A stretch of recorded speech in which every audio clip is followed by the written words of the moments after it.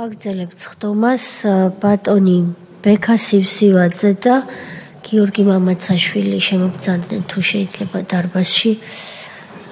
მათ მოსვლისთანავე გადმოგცეს ფოტოები, რომელიც ჩვენმა სამსახურმა განათავსა ეკრანზე და შეგვიძლია შევდგეთ მუშაობას.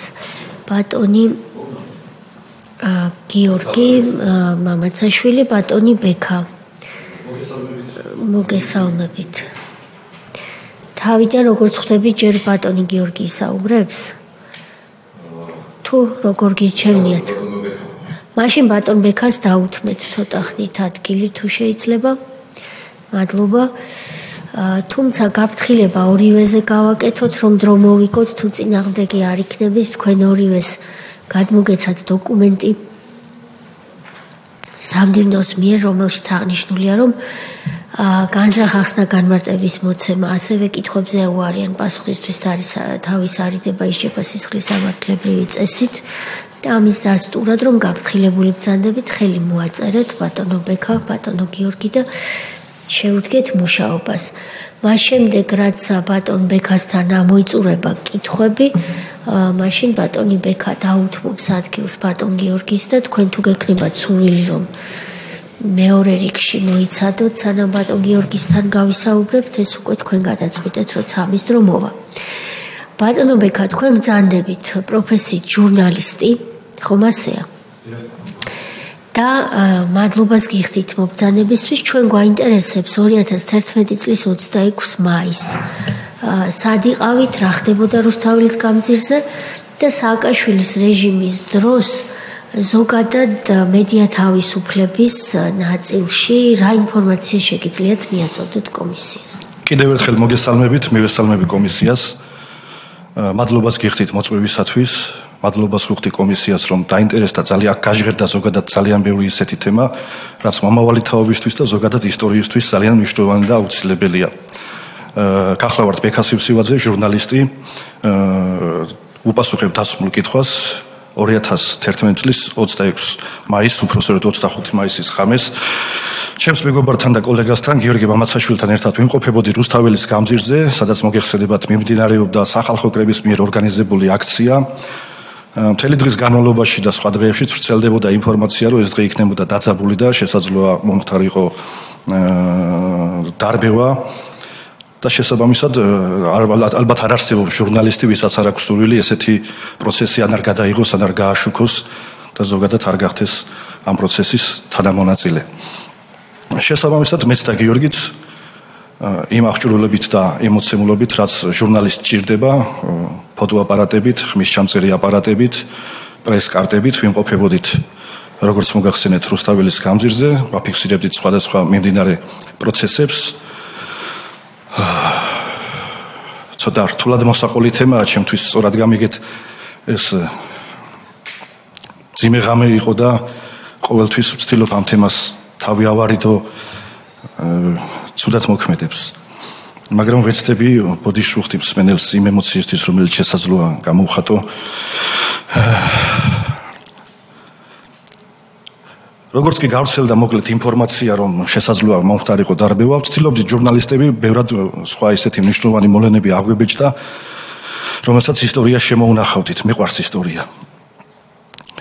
ერთ-ერთი ესეთი ამბავი გავრცელდა, რომ კოლმეურნების მოედნის მხრიდან ამოდიოდნენ სპეცრაზმელებით სავსე ავტობუსები, მე პირადად უშუალოდ ჩავედი კოლმეურნების მოედანზე და საკუთარი თვალით ვნახე ავტობუსების კოლონა, რომელიც მოდიოდა და ბანაკდებოდნენ მიმდებარე ტერიტორიებზე და ჩემთვის უკვე ცხადი გახდა, რომ ეს ღამე იქნებოდა დაძაბული და მოვლენები რასაკვირველია, აქცია იყო აბსოლუტურად მშვიდობიანი, არავითარი ექსცესი აქციაზე არ დაფიქსირებულა ჩემი ყოფნის შემთხვევაში.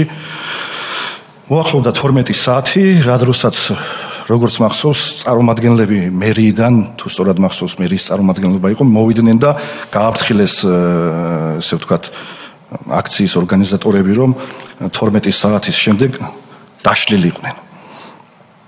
მათ უშუალოდ რა ისაუბრეს, მოშორებით ვიყავი შემდგომი საუბარი, მე აღარ ვიცი. გახდა თუ არა 12 საათი, პროცესები განვითარდა ისე, რაც საშინელებათა ფილში შესაძლოა მხოლოდ ნახოს ადამიანმა. პარლამენტის ორივე მხრიდან ჩამომავალმა სპეცრაზმა გახსნა პირდაპირ მნიშვნელობით ცეცხლი, ეს იყო წყლის ჭავლი ყუმბარები, რომელიც ეცემოდა სცენას, რომელიც მოწყობილი ჰქონდა აქციის ორგანიზატორებს რუსთაველის მოედანზე.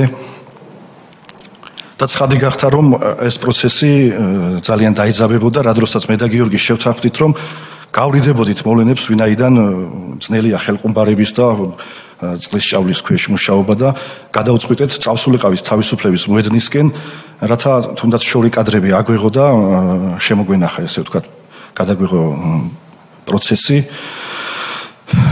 თემა იყო ესეთი, რაც მე ვნახე და რაც დავინახე, რუსთაველის თეატრის, რუსთაველის კინოთეატრ რუსთაველთან ჩასასვლელი იყო ჩაკეტილი, კიდაც სპეცრაზმელები იდგნენ. თავდაპირველად მე და გიორგი ვცადეთ, რომ ამოსულიყავით თავისუფლების მეტროსთან კანცელარიისკენ ამომავალ კიბეებზე, მაგრამ იქაც იდგა შესაბამისი ეკიპირების მქონე სპეცრაზმელები იყვნენ. და ამის შემდეგ წავედით მე და გიორგი თავისუფლების მოედნისკენ. პროცესის ზემოთ, როგორც მოგახსენეთ, იყო დაბომბვითი ხასიათის, პირდაპირ რომ თქვა, ცეცხლი იყო გახსნელი მომიტინგეების მხარეს, საშინელი სცენა იყო, იქ გაჩერება იყო წარმოუდგენელი და იმდენად გამოვცდით მე და გიორგი, ანუ ცეცხლში რა იგულისხმება, რა? ცეცხლში იგულისხმება, აქ ცვიოდა ბატონო სოზარ ხელყუმბარები ყვამლის, წყლის ჭავლი იყო მიშვებული პირდაპირ სცენაზე და ფიზიკურად ადამიანი იქ ვერ გაჩერდებოდა. და გაზი დიახ, მადლობა შეხსენებისთვის. რეზინის ტყუები უკვე მივალ რეზინის ტყუებამდე ბატონო სოზარ, დავიძარით თავისუფლების მოედნისკენ და გადავაწყდით, რომ ქვემოთა მხრიდან ამოდიოდა დიდი ტალღა სპეცრაზმელებისა. მე და გიორგი იმდენად მშვიდობიანად ნელისვლით მივდიოდით, ვერც წარმოგვედგინა, რომ რაიმე ექსესი ჩვენს მიმართ შესაძლოა განხორციელებული იყო. როგორც მოგახსენეთ, მეც და გიორგისაც ხელში გვეჭირა ფოტოაპარატები, პრესკაფეების შესაბამისად მეტროში. ბატონო, მეტროში ჩასვლა. მოგახსენებთ, აი როგორც იყო თანმიმდევრულად მივყვები და მეტროს თემასაც შევეხები. იმდენად მიუახლოვდით სპეცრაზს, აი კადრებიც არის TV25-ის მიერ გადაღებული, რომ დაახლოებით მეტრნახევარი 2 მეტრის მანძილი იყო ჩვენსა და სპეცრაზს შორის და გამორთხილებლად გიორგი მაინც შეცახა, რომ ბიჭებო, ჟურნალისტები ვართ და პრესკარტა აწია, რა დროსაც გაისმა ცეცხლი, ესე ვთქვათ, მათ მომარჯვებული ქონათ ხელში შესაბამისი იარაღი თოფები, ნუ რა არის არ ვიცი რისი თოფი იყო, როგორც ჩვენ გაირკვა რეზინის ტყუებს ისროდნენ. პირველი ერთ-ერთი ტყუია გიორგის მოხდა ქვემო კიდურებში, რა დროსაც სიმწრისგან დაბლა დაიხარა, ამ დროს მე მას ვწდები ხელით, ვატრიალებ და სწორედ ამ დროს გაისმის მთელი ზალპი, არ ვიცი სხვა რა დავარქვა. და რა დროსაც ძალიან ბევრი ტყუია მეც და გიორგისაც დაახლოებით 40-ზე მეტი ტყუია ჰქონდა რეზინის მოხვედრილი. მე წამოვაყენე გიორგი და სირბილით როგორც შეგვეძლო, იმიტომ რომ ზურგზე ცეცხლი მეკიდა სიმწრისგან, წარმოუდგენელია ამ ემოციის აღწერვა და გამოხატვა. რა მანძილიდან გესროდნენ? დაახლოებით მეტრნახევარი 2 მეტრა ბატონო სოზარ, იმდენად ახლოს ვიყავით და ისინი ისე მოდიოდნენ, ვერ წარმოგვედგინა რომ მით უმეტეს შეძახილის შემდეგ თუ იქნებოდა. იცოდნენ რომ ჟურნალისტები ვიყავით, იმიტომ რომ უთხარით და ფოტოაპარატი. დიახ, გამორთქილებლად. კადრებიც აქვს სხვათა შორის გიორგის გადაღებული, ახლა რო გავუშვათ ეკრანზე, არ ამგონია გარჩევადობა იყოს, მაგრამ დაფიქსირებულია, სადაც შეძახილი ისმის, რომ ჟურნალისტები ვართ. და შესაბამისი პრესკარტები აწეული ჰქონდა. ესე მივდივართ და TV25-ის კადრებშიც თუ იქნება მე შესაძლებლობა ნახავს მსმენელი. რასაც ვამბობ, ზუსტად ანალოგიურია კადრებშიც და მე ვწვდი გიორგის წამოვაყენე, რა დროსაც მთლიანად გადამცხრილეს აი ჩემი ზურგი თუ არის შესაძლებელი, მეგონი გადისკიდეს კადრებში, აი ეს იქ კიდე ისეთი ფოტოებია, ალბათ არც არის სასიამოვნო იმის ნახვა. ისევ სირბილით ვეცადეთ წამოსულიყავით ზემო მხარეს თავისუფლების მეტროსკენ. თავისუფლების მეტრო ასევე გადაკეტილი ქონა, თუ არ ვცდები, პატრულის თანამშრომლები იყვნენ. მეც და გიორგი ვცდილობდით მათთვის აგვეხსნა, რომ ვართ ჟურნალისტები და თუ შესაძლოა ჩვენთვის გამონახეთ უსაფრთხო ადგილი, რომ გავჩერდეთ. სწორედ ამ დროს წამოგვეწინენ ისინი, ვინც ტყუებით უკვე გადაგცხრილეს და მე პირადად თავში ჩამარტყეს ხელკეტი, რა დროსაც გავითიშე.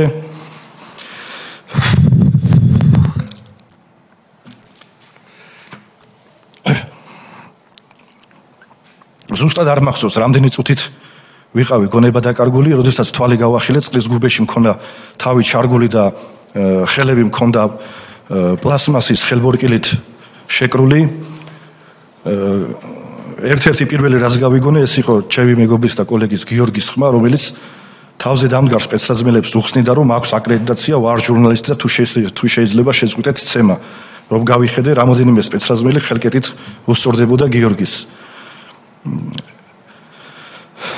რამოდენიმე წუთში მოახერხე სპეცრაზმელები აიღეს თუ სწორად მახსოვს გიორგი სკან აიღეს საბუთები და გაერიდნენ გიორგის, ალბათ გადასამოწმებლად გავიდნენ. მე მოახერხე გიორგისთან მიხოხება, ესე ვთქვათ და აქედან იწყება უკვე მეორე ეტაპი ჩვენი წამების და კიდევ უფრო უარეს დღეში ჩაგდებისა. ჯგუფ-ჯგუფად მოდიოდნენ სპეცრაზმელები, ეთყობა სხვადასხვა სამეგობრო თუ გუნდი იყო და გვისწორდებოდნენ ხელკეტებით. მიუხედავად იმისა, მე საუბრის თავი აღარ მქონა, ვერც ვსაუბრობდი, ეს კბილები ჩაფშნილი მქონა, ეხლაც მახსოვს ემალის გემო, რომელმიც პირში პირველად ვიგრძენი. საუბრობდა გიორგი და უხსნიდა სპეცრაზმელებს ყველა მოსულ ჯგუფს, რომ ვართ ჟურნალისტები, გვაქვს შესაბამისი აღჭურვილობა და თუ შესაძლოა თქვენს ხელმძღვანელობასთან გადაამოწმეთ ჩვენი ინფორმაციის სინამდვილე და ამის მიუხედავად ცემა გრძელდებოდა. რაც დამამახსოვრდა და არასდროს ჩემი თვალებიდან არ ამოდის, იყო ჩვენგან 2-3 მეტრში ეგდო ადამიანი, რომელსაც თავის ქალა გადახსნილი ჰქონდა და რუხის სითხე იფრქვეოდა, ეს იყო საშინელი სანახაობა, იმ მტერსაც რო არ უნდა უსურო. ამის ნახვა. გიორგიმ სთხოვა ერთ-ერთ სპეცრაზმელს, ვინც დადიოდნენ, რომ ადამიანი კვდება და იქნებ მიაქციოთ ყურადღება, რასაც საპასუხოდ ისევ ხელკეტებით ცემა მოყვა ჩვენი. ზუსტად არ მახსოვს რამდენი ჯგუფი იყო მოსული ჩვენ საცემრად, ბოლოს როგორც იყო ალბათ დაიღალნენ სავარაუდოდ. მოვიდა ერთ-ერთი სავარაუდოდ მათი ხელმძღვანელი და იკითხა ჟურნალისტები ხართ? დიახ, დაუდასტურეს ჟურნალისტები ხართ, ვართ. რა საბუთებიც ჰქონდა, მივეცით ჩვენი პრესკარტა, გიორგის ქონა აკრედიტაცია სხვადასხვა უწყებებისა, წაიღო ამ ბატონმა. რამოდენიმე წუთი იყო გასული და კიდევ ერთი ჯგუფი მოვიდა და ასავალ-დასავალი ჟურნალისტები აქვინ არიანო და გახარებულებმა ჩვენს პირველად ცხოვრებაში ესე ძალიან გამიხარდა, რომ ჟურნალისტი ვიყავით, შევძახეთ, კი, ჩვენ ვართ ჟურნალისტები და ვიფიქრეთ, გვათავისუფლებდნენ, ამის ნაცვლად მოვიდნენ და უარესი ჩაიდინეს. ისევ ხელკეტებით გაგვისწორდნენ. ზუსტი დროის აღწერა გამიჭირდება რა დრო გავიდა ამასობაში, ის ბატონი, ვინც ჩვენი ძირითადი საბუთები წაიღო, არ ვიცი ვისთან შეთანხმდა, როგორ შეთანხმდა, მოვიდნენ ჩვენთან, რამოდენიმე სპეცრაზმელმა ხელკლავი გაგვიკეთა და გვითხრეს, რომ თავისუფლების მოედნის ბოლოს ავტობუსები იყვნენ და ჩვენ უნდა გადავიყვანეთ დიღმის სამმართველოში, სადაც გაარკვევდნენ ნამდვილად კიდევ როგორც ჩანს ეჭვიებარებოდა ჟურნალისტები ვიყავით თუ არა. გაგვატარეს კორიდორში, სადაც იყო ცემა ასევე ხელკეტების, როგორც ჩვეოდა სააკაშვილის რეჟიმს. გაგვატარეს ამ დიდ კოლონაში, უზარმაზარი რიგი იყო სპეცრაზმელებისა, არ ვიცი რამდენ ხანს ვიარეთ, გავედით ბოლოს თავისუფლების მოედნისკენ, სადაც მიკროავტობუსებში აყავდათ სხვა დაკავებულები. მადლობა უფალს, რომ კოლონის ბოლოში იყო ფოტოგრაფი ირაკლი გედენიძე, რომელიც გიორგის ძალიან კარგად იცნობდა. და მის დანახვაზე გიორგი მოსთხოვა ირაკლი თუ შეგიძლია დაუდასტურო, რომ ჩვენ ნამდვილად ჟურნალისტები ვართ და გაგვათავისუფლონ, რადგანაც ირაკლიმ უთხრა, რომ კი ნამდვილად ჟურნალისტები არიან და ამის შემდგომ ხელებიც არ შეუხსნიათ, თითო ჭიტლაღიც გვითავაზეს და გამოგვიშვეს. ავაზუსტებ ახლა ფოტოგრაფის თხოვნაზე ნამდვილად არ გაგათავისუფლებდნენ, უბრალოდ ეს იყო პერიოდი, როდესაც გიორგი გედენიძე მუშაობდა, ირაკლი გედენიძე იყო პრეზიდენტის ფოტოგრაფი, ადმინისტრაციაში მუშაობდა და პრეზიდენტის სახელით მოხდა თქვენი გათავისუფლება, თუმცა მოგვიანებით თვითონაც დაიჭირეს და ამის შესახებ ვინც უყურებს საგამოძიებო კომისიის ხდომებს, კარგად იცის, დაიჭირეს, იმიტომ რომ გადაიღო იმ ღამეს ის კადრები, რომლებმაც მერე თელევიზიურად მოიარა. ნამდვილად ესე იყო ბატონო სოზარ, ჩვენ შეკრული ხელებით მივაღწიეთ ჩვენს უახლოეს მეგობართან, რომელიც ახლომდებარე ქუჩაზე ცხოვრობდა. არ ვიცი ეს ღამე როგორ გავათენეთ, თავიდან ბოლომდე ვიყავი სისხლიანი, ეს თავი მქონდა, საიდანაც სისხლი მომდიოდა, ეს ყური კადრებშიც ალბათ ჩანს, მქონდა ახეული, არც მეორე ყური იყო ნაკლებ მდგომარეობაში, კბილები ჩაფშნილი, ჩემი ზურგი აი ფოტოებშიც გადის ახლა, მქონდა 40-მდე ტყვია თავიდან ფეხებამდე მონახვედრი. და შემდგომ უკვე სტატიაში დავწერე, რომ დღეს საქართველოში არის 37 წელი და მეც 37 ტყვია მესრულეს, მაგრამ ვერ მომკლეს მეთქი. ესეთი იყო ჩვენი ისტორია. მეორე დღეს არ გვეყო იმის ჭკუა, რომ ზოგიერთი ვინც ახლა ესე აკეთებს, რომ ერთი წკიპურტის გამო დაწვებიან და მთელი არასამთავრობოები და ჟურნალისტები მოყვან და საკუთარ თავს აპიარებენ. ამის მიუხედავად ჩვენ გაგვაღვიძა სიმწარემ, ბოღმა და ბრაზმა. მეორე დღეს მივედით, დიდი მადლობა მინდა უთხრა ობიექტივს ქალბატონ ირმა ინაშვილს, რომელმაც დაგვითმო საეთერო დრო და სადაც პრესკონფერენციაზე გავაჟღერეთ იმ ღამეს ჩვენს თავს გადამხდარი ამბავი. მადლობა ასევე ირაკლი გედენიძეს, რომლის სიტყვითაც გაგვათავისუფლეს თორე ღმერთმა უწყოდა იმ ავტობუსში ასვლის შემდეგ ჩვენი მესამე ეტაპი როგორ დასრულდებოდა დიღმის სამმართველოში. ეს იყო ჩემს თავს გადამხდარი ისტორია, რომელიც 26 მაისს მე პირადად ჩემს მეგობართან ერთად შემემთხვა. რაც შეეხება ჟურნალისტების მიმართ დამოკიდებულებას, მე ვიყავი წლების განმავლობაში ასავალი ჟურნალისტი და ვიყავი შავრაზმილად შერაცხული, იმიტომ რომ მართალი სიტყვა სადაც იწერებოდა ფიურერს ბატონ სააკაშვილს ეს არ მოსწონდა და ვიყავით აკრძალულები წლების განმავლობაში.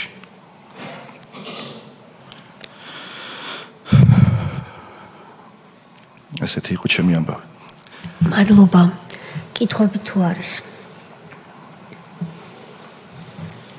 ბატონო ბექა, თქვენ თითქოს ასე იგულისხმეთ და გადავამოწმებ, რომ ასავალ-დასავალი ესე ხაზგასმით იკითხეს. დიახ. და ეს მათთვის იყო ნიშანი, რომ კიდევ მეტად უნდა დასჯილებავით და თქვენ გეგონათ, რომ ეს პირიქით იქნებოდა. დიახ. რატომ თქვენი აზრით რატომ ასავალ-დასავალი ეს იყო გაზეთი და არის გაზეთი, რომელიც ვერ დაიმორჩილა სააკაშვილმა, მაშინდელმა რეჟიმმა და მათთვის სასურველი სტატიები არ იბეჭდებოდა, მათთვის სასურველი ხოტბადიდება ფიურერს არ ესხმებოდა. შესაბამისად ის იყო გაღიზიანებული ჩვენს ყველა სტატიაზე და ჩვენს ყველა წერილზე. შესაბამისად ეს იყო გამიზნული შურისძიება. გამიზნული შურისძიება კაცისგან, რომელიც დღეს მოთავსებულია ვივამედის სამვარსკვლავიან სასტუმროში და იქიდან მოძღვრავს კიდე და ძალიან ბევრი ადამიანის თხოვა, როცა გაიგეს რომ მე მოვდიოდი კომისიაზე, ძალიან ბევრმა ადამიანმა თხოვა და მათაც რო არ ეთხოვათ, აი კატეგორიულად თხოვნა რომ ეს არამზადა, ეს მოსიალურე ლეში, ეს გადაიყვანონ იქ სადაც მისი ადგილია, იქ სადაც იჯდა სულხან მოლაშვილი, იქ სადაც ისხდნენ სხვა პატიმრები და არა იმ საჩვენებელ ციხეში, რომელიც მას აგებული ჰქონდა და უცხოელებს აჩვენებდა, არამედ იქ სადაც ხალხი იტანჯებოდა. და 12 კაციან საკანში 80 კაცი იყო და მორიგეობით ეცინათ, აი ესეთი საკანი გამოუყავით მაგას და მან ჩაჯდეს. ის ციხეები დახურულია ერთადერთი არა უშავს ერთი საკანი მაგისთვის თუ გაიხსნება. ორთაჭალაში არსებობს ძველი დახურული ციხე, რომელიც ჯერ კიდევ დგას და არ დანგრეულა და ასევე არის სააკაშვილის დროინდელი იზოლატორები, სამარტო საკნები ხონში. ყველა დანარჩენი ინფრასტრუქტურა განადგურებულია, ჩვენ ეს ორი ინფრასტრუქტურა თქვენთვის რო იცოდეთ ორთაჭალაში და ხონში. კი, ვიცი ქალბატონო. გაზრახ შემოვინახეთ, რომ მომავალმა თაობამ ნახოს რა პირობებში და ჯურღმულში უწევდა მოქალაქეს ყოფნა პატიმრობისას. ერთი ამბის დამატება მინდა ქალბატონოთია 26 მაისს, როდესაც ვიხსენებთ ხოლმე ამ ამბავს და სოციალურ ქსელში ვდევთ ფოტოებს, ის ჩემი ფოტოები, რომელიც ახლა გადის ეთერში, ძალიან ბევრისთვის მიჩნეულია ფოტოშოპად. ეს თავისი ტროლები ვინც აყავთ, ხშირად შემომისევენ ხოლმე ამ პერიოდში და მათ ეჭვი აქვთ, რომ აი ეს ტყუიები თითქოს მე რაღაც ფოტოშოპით მაქვს გაკეთებული, ან დავიხატე, ან არ ვიცი რისი დამტკიცება უნდათ, ამიტომ წამოვიღე ლევან სამხარეულის სახელობის ექსპერტიზის დასკვნა, სადაც ის რაც ვისაუბრე დეტალურად არის აღწერილი, ასევე წამოღებული მაქვს დამოუკიდებელი სასამართლო ექსპერტიზის ვექტორის მიერ გაცემული ცნობა, სადაც ის რაც მოვყევი დეტალურად არის ასევე ასახული და მე შემიძლია ესეთ ტვინაღრძობ ადამიანებს უწოდებ ხოლმე, რომელზედაც დროს არ ხარჯავ, მაგრამ მაინც მინდოდა ეს მეთქვა, შემიძლია დაუქსევოსო, გადავცე და საკუთარი თვალით ნახონ. თვით სამხარეულის ექსპერტიზამაც ვერ აუარა ჩემს ჯანმრთელობასთან დაკავშირებულ თემას გვერდი და პირდაპირ მიწერია ის რაც ჭრილობებს შეეხებოდა, ასევე თავის ტვინის შერყევის შესახებ, რომელიც შესაბამისი გადაღებებით, სამედიცინო გადაღებებით დადასტურდა და ხელთან აქვს ეს ცნობები ნებისმიერ შემიძლია წარუდგინო. ასევე ჩვენ დაგვჭირდა ფსიქოლოგების მომსახურება, აი რეაბილიტაციის შესაბამისი რეაბილიტაციის მიერ გასცემული ცნობა, სადაც ასევე ასახულია თუ თვეების მანძილზე რა ჯოჯოხეთური ღამეები ჰქონდა მეც და გიორგისაც და რომ არა მათი ჩარევა და მათი დახმარება, არ ვიცი როგორ დამთავრდებოდა ჩვენი სიტუაცია. ეს დოკუმენტები ჩვენც გამოგვადგება თუ ასლებს სიამოვნებით მოგცემთ საშუალებას რომ გადავიღოთ ბატონი თენგიზი, ბატონი სოზარი. დიახ. მოგესალმებით, ვადლოვსკი ხთით მობრძანებისათვის მესმის რა ძნელია ამ დღების გახსენება, მაგრამ აუცილებელია და ამიტომაც უნდა ვისაუბროთ. იმ მომენტიდან, როდესაც თქვენ უკვე გაამხილეთ, რომ ასავალ-დასავალი ჟურნალისტები ხართ და აგრესია გამოიწვია, ეს გასაგებია. იმიტომ რომ თქვენ თვითონაც ახსენით, რატომ გამოიწვევდა ამას. მაგრამ თქვენ პირველ ეპიზოდს ყვებით, როდესაც თქვენ კინო რუსთაველთან ჩაუხვიეთ, ვერ შეეჩეხეთ, ასე იგი ამ მომავალ სპეცრაზმელებს, მათ ჯერ არ იციან კონკრეტულად ვინ ახართ და დაკავებაზე კი არ გადადიან რამე სხვა ქმედებაზე. პირდაპირ ასე იგი იწყებენ რეზინის ტყუების სროლას. ანუ რა შთაბეჭდილება დაგჭათ რომ მართებული კითხვაა ჩემო ბატონო, დიდი მადლობა კითხვისთვის. ეს ნებისმიერი ადამიანი ვინც იქ აღმოჩნდებოდა იმავე სიტუაციაში იქნებოდა ეს მაინტერესებს. დიახ. აბსოლუტურად სწორად შენიშნეთ, მართებული კითხვა იყო. ეს იყო არა აქციის დაშლა, ეს იყო გამიზნული ქმედება, გამიზნული დარბევა, რომლის მიზანი იყო ყველა აქ მყოფი ადამიანის მიმართ ანგარიშწორება. რომ დაუშველი არ უნდა დარჩენილიყო არავინ და სწორედ ამას ემსახურებოდა ეს აქცია. სწორედ ჩემი და გიორგის ესეთ მდგომარეობაში ჩაგდება, არავით არის საჭიროება გარიდებულები ვიყავით ტერიტორიას. აი წარმოიდგინეთ, სად იყო სცენა, სად იყო მთავარი ესე ვთქვათ მოვლენების ეპიცენტრი და ყვები რა მანძილით ვიყავით ჩვენ დაშორებული, ლამის თავისუფლების მოედანზე ვიყავით ჩამოსულები. სადაც ხელაწეულებით შეულებრივი ნაბიჯით მივდიოდით და თავისუფლად შეეძლოთ გაერკვიათ რომ ან ჟურნალისტები ვიყავით, ან უბრალოდ გამლელები ვიყავით, მაგრამ იმ დროს და იმ საათში იქ მყოფი ნებისმიერი ადამიანი მათთვის იყო მტერი, რომელიც უნდა ეცემათ და ესახიჩრებიათ და ეს ადამიანის ვის წეღან ვსაუბრობ, არ ვიცი მე დღემდე მისი სახელი და გვარი ან ცოცხალია თუ არა, რომელსაც თავი ქონდა გადახსნილი და მუქი ყავისფერი მასა იფრქვეოდა თქო. შესაძლოა ერთ-ერთი იყო, ვინც შემდეგ მერე სახურავზე შემოდეს და თქვეს რომ აი დენმა დაარტყა და ამიტომ გარდაიცვალა. იქ დენით დარტყმული არავინ არ გარდაცვლილა, ეს მოკლეს სწორედ სააკაშვილის ბრძანებით ნებისმიერი ვინც იქ დაშავდა და გარდაიცვალა, ყველა იყო სააკაშვილის ხელით ნაცემი და სააკაშვილის ხელით მოკლული. მე სასამართლოზეც მაქვს ჩვენება მიცემული, სადაც ბატონები რომლის გვარების ჩამოთვლა არ მინდა არ სიამოვნებს მაგათი გვარების ხსენება. მე კითხებოდნენ, აი მე თუ დამინახე იქ და აი მე რატომ ადანაშაულებ, მე რა შუაში ვარ, აი მე და შენ შევხვდით მეკცე მე ყველას ქალბატონოთია ერთ პასუხს ვეუბნები, რომ ეს იყო ყველა კოლექტიური სააკაშვილი, რომელსაც ყველას ეკეთა დიღაბი და ჩემთვის ყველა იყო სააკაშვილი და სააკაშვილის რეჟიმის წარმომადგენელი. ამით ვამთავრებ მათ ეს საუბარს.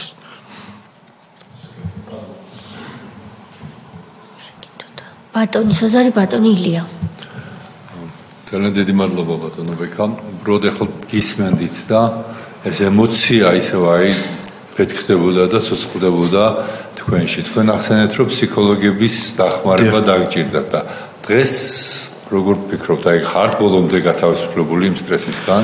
იმ სტრესისგან სამწუხაროდ როგორც კი ეს თარიღი ახლოვდება, ვერ გავთავისუფლდი ბოლომდე. და დღეს, როდესაც აქ მოვდიოდი, დასკვნის წაკითხვა ვცადე და ისევ განმიახლდა როგორც ღია ჭრილობა, ისე გაიხსნა დღევანდელი დღის მოგონებები და ვისურვებდი, რომ ბოლო ყოფილიყო ჩემთვის ამ თემაზე საუბარი. ძალიან დიდი სტრესია ჩემთვის და არ ვიცი. რამდენი წლის იყავი? 26 წლის გახლდით. მადლობა. და ბოლოს უბრალოდ კითხვა არა. ვიდეო რომელზეც თქვენ ლაპარაკობდით, ეხლა აქ აღარ გავუშვით, იმიტომ რომ აქ რაღაცნაირად კარგად არ გამოჩნდებოდა, მაგრამ ჟურნალისტებს დაინტერესებულ ადამიანებს ეს იქნება ჩვენთან კომისიაში, ეს ასლი და შეუძლიათ გამოიყენონ ისაც დაინტერესებს, იმიტომ რომ იქ ნათლად ჩანს ის რაზეც თქვენ ლაპარაკობთ, რომ ამბობთ რომ ხართ ჟურნალისტები, რო სროლა ხდება ძალიან ახლო მანძილიდან, ეხლა მეტრო ნახევარი იყო თუ 2 მეტრი არ ვიცი, მაგრამ ძალიან ახლო მანძილიდან და რომ ეს არის აბსოლუტურად გამიზნული ანგარიშწორება ჟურნალისტებზე, ეს კაფეოდ ჩანს იმ მასალებიდან. ბექა, კიდევ ერთხელ მოგესალმებით, ხა თქვენი მონათხრობიდან ჩვენ რაც გავიგეთ, თქვენ ცდილობდით რომ იმ არეალს გაცნოდით. დიახ, ნამდვილად ესე. ამის საშუალება არ ქონდათ, მე იმიტომ გითხარით მეტროთი რატომ არ ცადეთ მეთქი. გინდოდათ რომ გასულიყავით ამ არეალიდან და მაგის საშუალება არ მოგცეს რომ დაგეტოვებინათ ის. ნამდვილად ესე იყო. ჩემი ეხლა რომ ფიქრდები, ეს იყო შეგდებული ყულფი, სადაც მოიყოლეს ყველა, სადაც არ დატოვეს გასასვლელი. აი წეგან საუბრობდი რომ კინოთეატრ რუსთაველთან ჩასასვლელი იყო ჩაკეტილი, პარლამენტის ორივე მხრიდან მოდიოდა სპეცრაზმი, ქაშვეთის მხრიდან ასევე იყო შემოტევა და წყლის ჭავლი და გაზი და 1000 უბედურება. კანცელარიისკენ ამომავალი კიბე იყო ჩაკეტილი და პირადადაც უცადეთ მეც და გიორგიმაც იქასვლა და არა გვიშვეს და რჩებოდა ერთადერთი თავისუფლების მოედანი, სადაც ეს უზარმაზარი სივრცეა, ხო ამ გზის ჩაკეტვას წარმოიდგინეთ, რამდენი სპეცრაზმელი და რამდენი სამხედრო ჭირდება და ესეც ისე ქონდათ ჩაკეტილი, რომ გავლა ვერ მოვახერხეთ. შესაბამისად, თავისუფლად შეგვიძლია ვთქვათ, რომ ეს იყო მიზანმიმართული ალყა, მიზანმიმართული ყულფი, სადაც მოიყოლეს ყველა და გაუსწორდნენ ზოგს როგორ და ზოგს როგორ. ეხლა არ მინდა ბესო ჩვენი მეგობრის ბესო ტაბატაძის დათხრილ თვალზე და სხვათა ჭირლობებზე ვისაუბრო, ალბათ მათაც მიეცემათ ისე როგორც გიორგიც თავის ტკივილის შესახებ იტყვის. ეს იყო შეგნებულად გამიზნული ალყა, დიახ. ბატონი ილია. ბატონო კონფერენციის შემდეგ მეორე დღეს რო ჩაატარეთ კონფერენცია, ამის შემდეგ გაძლიერდა თუ არა თქვენზე ან ზეწოლა, ან მუქარა, ან რამე შეიცვალა თქვენს მიმართ? არა, ამას ვერ ვიტყვი ნამდვილად. აღარ ყოფილა საერთოდ არავითარი კონტაქტი, არავისთან მსგავსი რამე არ ყოფილა. და თქვენს კოლეგებისგან თუ იყო მაგალითად რამე სინანულის განცდა, მოკითხვა, თუნდაც იმ კოლეგებისგან რომელიც შეიძლება მაშინ მოგეხსენებათ შემობატონო, ყველა ტელევიზია სააკაშვილს ჰქონდა ოკუპირებული, შესაბამისად მხოლოდ მოგვეცა შესაძლებლობა ობიექტივის ეთერში ქალბატონ ირმაინაშვილთან გამოგვეხატა ჩვენს მიმართ რაც მოხდა, განმოგვეცა ეს აზრი და მეგვეწოდებია საზოგადოებისთვის ინფორმაცია, რაც შეეხება სხვა დანარჩენ ტელევიზიებს, ეს მათ სინდისზე იყოს არავითარი არც სინანული, არც კონტაქტი, არც რაიმე როგორ ახარ მოკითხვა ჯანმრთელობის ამბავის პირიქით ძალიან ბევრმა ადამიანმა ჩვენთან კონტაქტი გაწყვიტა, ესეც შემიძლია ვთქვა და რამოდენიმე ისეთ ადამიანს, ვინც საჯარო სექტორში იყო დასაქმებული და მოსაკითხი მესიჯებიც რომ მივწერე, სხვა მეგობრების პირით შემომითვალეს თუ შესაძლებელია ჩვენთან კონტაქტს მოერიდოს. აი ესეთი დამოკიდებულება იყო. თან სამწუხაროა და ეს ძალიან ძნელია, როდესაც ერთ სფეროში კოლეგები ერთ საქმეს ემსახურებით, არა აქვს მნიშვნელობა მიუხედავად იმისა, რაღაცა სხვადასხვა აზრი შეიძლება ქონდეთ ადამიანებს, მაგრამ არსებობს რაღაც სინანული ადამიანური ურთიერთობები, რომელიც უმნიშვნელოვანესია ალბათ ნებისმიერ დროს. მადლობა და ჯანმრთელობას გისურვებთ. მადლობა ბატონო ბექა, დიდი მადლობა. თუ თქვენ გსურთ რაიმეს დამატება გთხოვთ, თუ არა და ბატონი გიორგის დაუთმეთ. კიდევ ერთხელ მადლობას გადაგიხდით. მადლობა იმ ბრძოლისთვის, რაც თქვენ აწარმოეთ იმ რეჟიმის და უსამართლობის დასამარცხებლად. მადლობა. ბატონო გიორგი გთხოვთ. დიახ დატოვეთ და კი თუ გაქვთ სურვილი მაქედან მოისმენთ, დიახ. ხმა არ ისმის თუ არ ჩართავთ, მოგესალმებით. ახლა ისმის ხო ხმა? მოგესალმებით. გაფრთხილება უკვე გაკეთებულია.